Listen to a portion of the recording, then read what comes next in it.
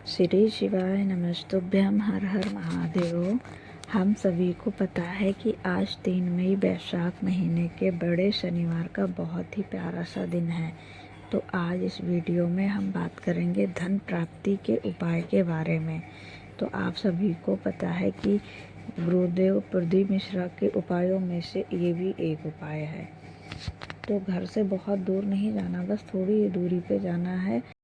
गुड़ और दूध को गमले में चढ़ा करके चुपचाप चले आना, जिससे आपके घरों में धन को लेकर कोई भी दिक्कत ना हो। माँ लक्ष्मी की कृपा और पूरे परिवार के ऊपर हमेशा बनी रहेगी। स्क्रीन पर आप सभी को दूध दिखाई दे रहा होगा। इस उपाय को सुबह के टाइम पे नहीं करना है, शाम के टाइम पे, मतलब प्रदोष काल के बाद में आप कभी भी इस उपाय को कर सकते हैं।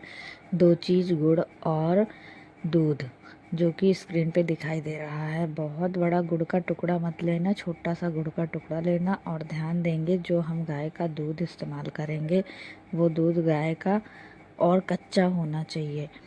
फिर इन दोनों चीज़ों को लेकर शनिवार के दिन पीपल के पेड़ के पास पहुंचकर इस उपाय को करना है। इस उपाय को सुबह नहीं, शाम को करना है। यहाँ पर एक नियम और सुनिए, कभी भी पीपल के पेड़ की परिक्रमा सुबह 10 बजे के बाद नहीं करनी चाहिए, ठीक है ना। इस चीज़ का ध्यान रखिएगा। सिटी में जैसे पीपल के पेड़ का मिलना तो बहुत मुश्किल है, तो लोगों ने पीपल के पेड़ को अपने घर के गमले में लगाया है, तो वहाँ पे भी आप कर सकते हैं। सबसे पहले काम करना है आप लोगों को सरसों के तेल का दिया, गोल बत्ती का, पीपल वृक्ष के नीचे कभी लंबी बत्ती लगाने का प्रावधान नहीं होता है। मैंने देखा लोग गलतियाँ करते हैं, पीपल पेड़ के नीचे पहुँचेंगे और बड़ी बड़ी लंबी बत्ती लगा देंगे और परिक्रमा शुरू कर देंगे। तो इन बातों का आप लोगों का ध्यान रखना है। आपको पीपल पेड़ के नीचे हमेशा गोल बत्ती और सरसों के तेल का दिया लगाना है। एक सरसों के तेल का दिया जो है उसमें एक चुटकी काला तिल दीपक के अंदर डालकर ही लगाना चाहिए।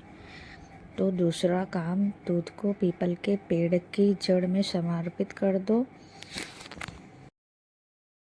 जो भी व्यक्ति शनिवार के दिन शाम के टाइम पे प्रदोष काल में 1 चम्मच दूध अगर पीपल की जड़ में समर्पित करता है, तो उनको धन संबंधी जो भी प्रॉब्लम्स होती हैं उनसे उनको छुटकारा ज़रूर मिलता है। तो आप लोग इस उपाय को ज़रूर करिएगा अगर आपको धन से संबंधित कोई भी प्रॉब्लम्स है तो। और अब बचा क्या, गुड़। तो गुड़ को लेकर आप वहीं पे आप देखिए पीपल के वृक्ष के पास कोई चींटियों का होल होगा, तो आप होल में गुड़ ना डालिएगा, होल के बाहर गुड़ रख दीजिएगा। तो उससे आपके जो पितृदोष की छाया है वो परिवार के ऊपर बनी रहती है, वो धीरे धीरे करके ख़त्म हो जाती है। तो आप लोग इन बातों का थोड़ा ध्यान दे के ही करिएगा। अब हम चलते हैं अपने दूसरे उपाय के बारे में बताने। जिसको बीमारी बहुत ज़्यादा है, जिसको परेशानी बहुत ज़्यादा है, वो इंसान बहुत परेशान रहता है, तो आप सभी को इस उपाय को करना चाहिए। इस उपाय के लिए आपको 2 चीज़ चाहिए, एक तो आपको बेलपत्र और दूसरा समी के पत्र। अगर समी के पत्र नहीं है तो आप चावल के दाने का भी इस्तेमाल कर सकते हैं।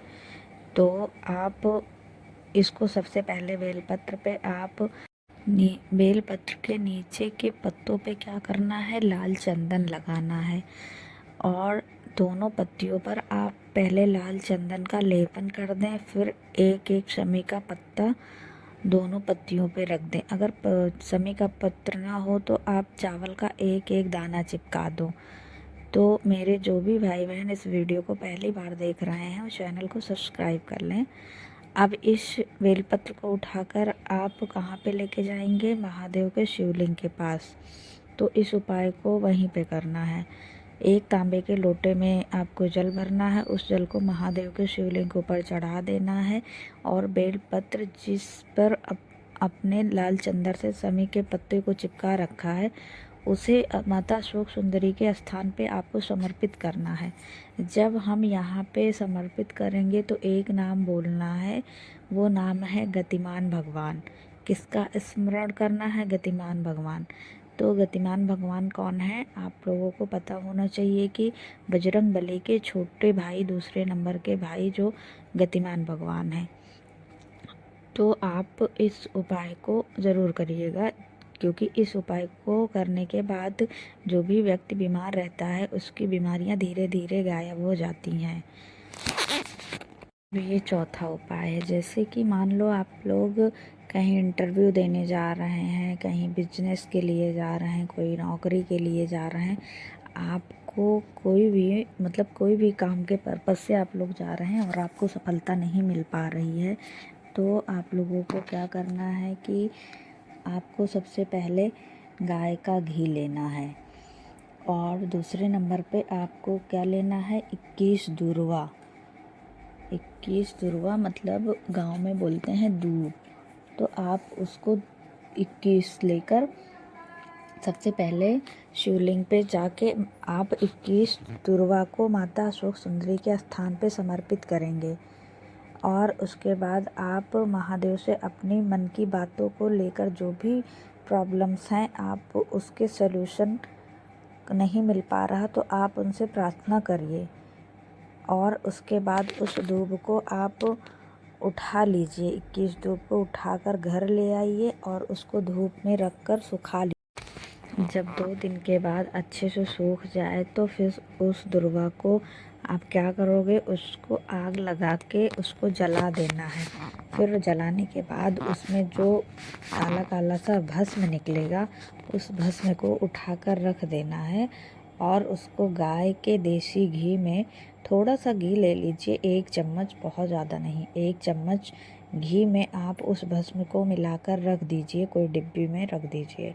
और फिर उसके बाद कोई भी आपका घर का जो भी सदस्य है वो कहीं पेपर देने जा रहा है, नौकरी के लिए या फिर कोई बिजनेस के लिए, जब कभी भी वो कहीं अच्छे काम के लिए निकले तो आप उस घी का टीका उसके माथे पर लगा के ही भेजें।